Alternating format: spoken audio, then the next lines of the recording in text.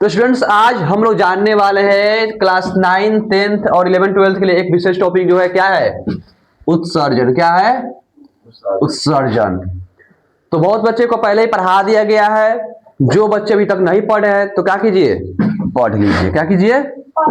पढ़ लीजिए। हंस मत लीजिए, क्या कर लीजिए, पढ़ लीजिए। क्योंकि सर का शकल खराब है, दिमाग नहीं, ठीक है ना। इसे क्या कीजिए, शकल को साइड कीजिए और बोर्ड पर ध्यान दे, क्या कीजिए, पढ़िए। क्लियर? कोई दिक्कत? वेरी गुड, तुम्हें बहुत अच्छा लग रहा है। चलिए तो जान जाते उत्सर्जन होता क्या है। उत्सर्जन आखिर होता क्या है? लिखा हुआ है शरीर से अविष्ट या गंदे पदार्थ को बाहर निकालना। उत्सर्जन आखिर होता क्या है? तो उत्सर्जन क्या होता है? शरीर का अविष्ट या गंदे पदार्थ क्या करना, बाहर निकालना।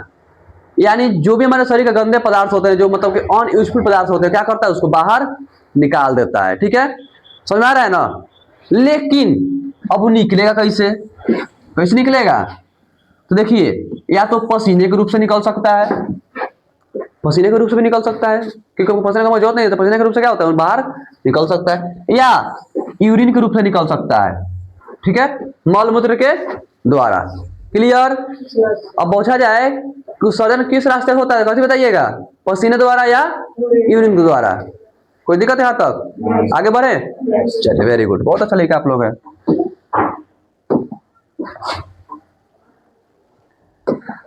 नेक्स्ट टॉपिक है प्रजनन। क्या है? प्रजनन।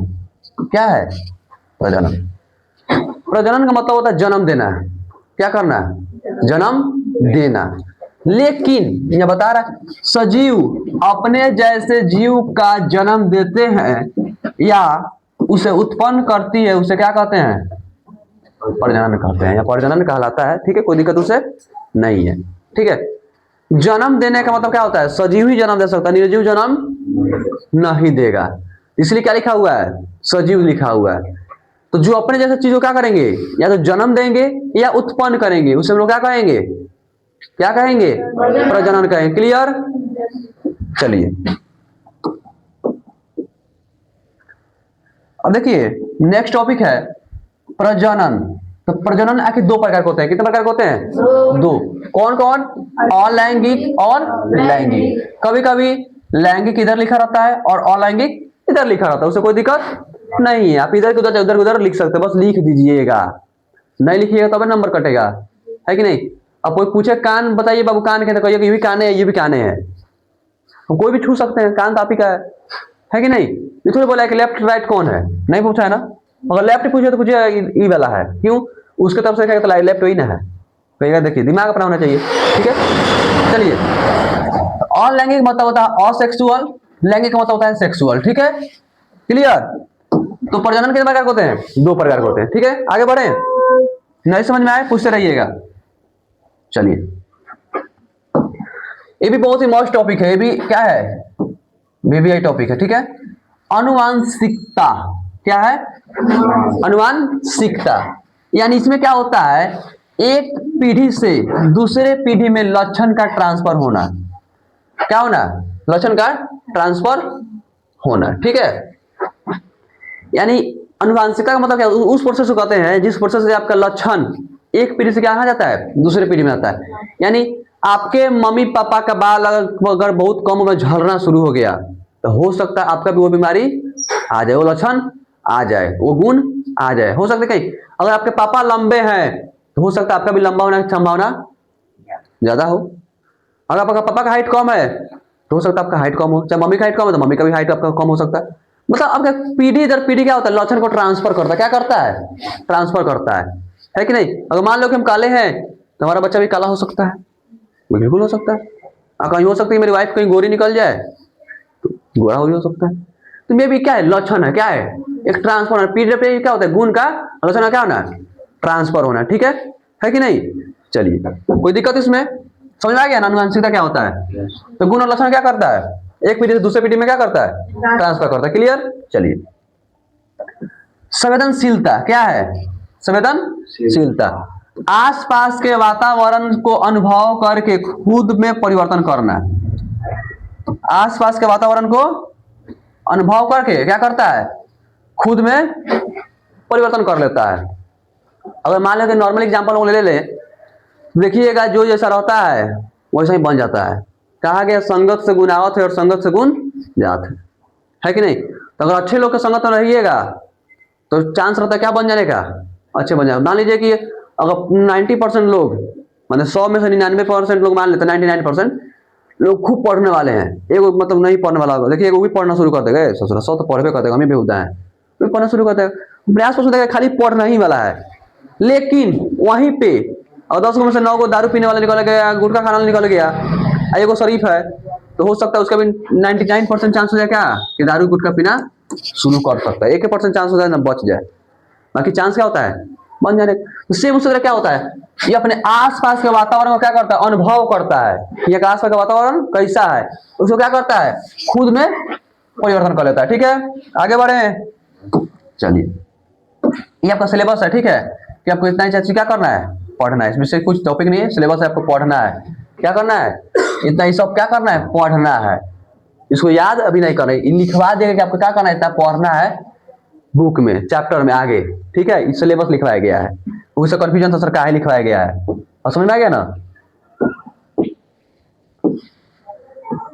देखिए उत्सर्जन दिया हुआ है, जनन दिया हुआ है, ठीक है, नियंत्रण दिया हुआ है। ठीक है, ये सब टॉपिक है जो कि कुछ खास नहीं है, अनुवांशिक जेनेटिक्स दिया है कि कोई दिक्कत नहीं है, नोट्स। चलिए अब यहाँ पे आपका आ गया मेन पॉइंट, क्या आ गया, मेन पॉइंट, नोट्स आ गया। बायोलॉजी शब्द, तो बायोलॉजी शब्द कौन दिया है, लैमार्क दिया, कौन दिया है, ठीक है, ये दोनों मिलकर दिया है। ठीक है, उसके बाद बायोलॉजी शब्द, बायोलॉजी का सॉरी, बायोलॉजी का सबसे पहला अध्ययन कौन किया, सब ऑब्जेक्टिव पूछ देता है। अगर कोई पूछे कि बायोलॉजी को सबसे पहले अध्ययन किसने किया था, अरस्तु ने किया था, किसने किया था, अरस्तु ने, तथा अस्तु नहीं करना सब, ठीक है, क्या कहना, अरस्तु ने किया था, इसीलिए अरस्तु को बायोलॉजी का क्या कहते हैं हम लोग, जनन। तो ये देखिए दो ऑब्जेक्टिव बन गया, बायोलॉजी का सबसे पहले अध्ययन किसने किया, अरस्तु। बायोलॉजी के जनन किसे कहते हैं, अरस्तु को, क्यों, क्योंकि वो सबसे पहले अध्ययन किया, इसलिए उसको बायोलॉजी का जनन भी बोल देते हैं। ठीक है, चलिए सबसे पहले अध्ययन अरस्तु, बायोलॉजी का जनन कौन, अरस्तु। क्लियर।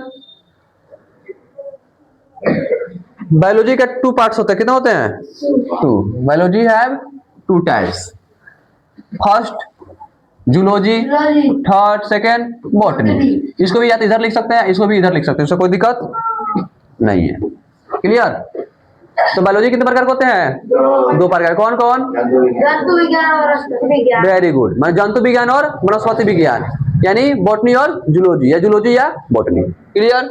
तो जूलॉजी मतलब होता है जंतु विज्ञान, बॉटनी मतलब होता है वनस्पति विज्ञान।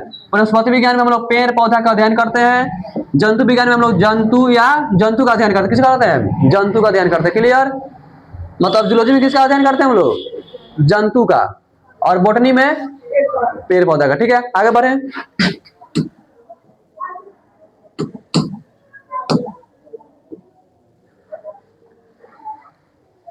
जूलॉजी का मतलब दिया हुआ है, ठीक है, तो जूलॉजी का मतलब जूलॉजी मतलब जंतु और का अध्ययन। ठीक है, उसको कुछ खास नहीं, उसको तोड़ के बता दिया है, उसका छोड़िए, उसका दिमाग नहीं लगाइए। और देखिए अब यहाँ पे दिया हुआ है जूलॉजी का जनक कौन है, जूलॉजी का जनक कौन है, अरस्तु है। कौन है, अरस्तु है। ठीक है, इनका बहुत सारा बुक भी आया था, ठीक है, इनका बुक भी आया था, देखिए ये सब बुक का नाम है। ठीक है, इस पुस्तक में अरस्तु 500 जीवो वस्तुओं के, जीव जंतुओं का किए हैं, अध्ययन किए हैं, अध्ययन के बारे में बताएं। जो अरस्तु जो थे इस बुक में क्या किए हैं, 500 से ज्यादा जीव जंतुओं के बारे में क्या किए हैं, वो अध्ययन करके बताए हैं। ठीक है ना, कोई दिक्कत, कुछ सब खास नहीं है इतना, लेकिन भी लिखवा दिया, कुछ बाकी नहीं रहा तुम लोग का। आइए बोटनी। ठीक है, बोटनी का फिर राइटर कौन था, थियोक्राटस।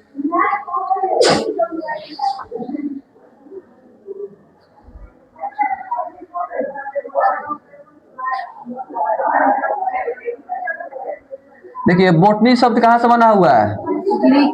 ग्रीक वर्ड से, ठीक है, जिसका अर्थ क्या है? इसका अर्थ क्या होता है? चलो ठीक है। बोटनी का जाना कौन है? थियोफ्रेस्टस, ठीक है। इनका एक पुस्तक कौन सा है? ये सब है, ठीक है, इसमें कुछ खास नहीं है। चलिए, तो अभी तक किसी को दिक्कत है तो पूछ लीजिए, और नहीं तो क्या कीजिए,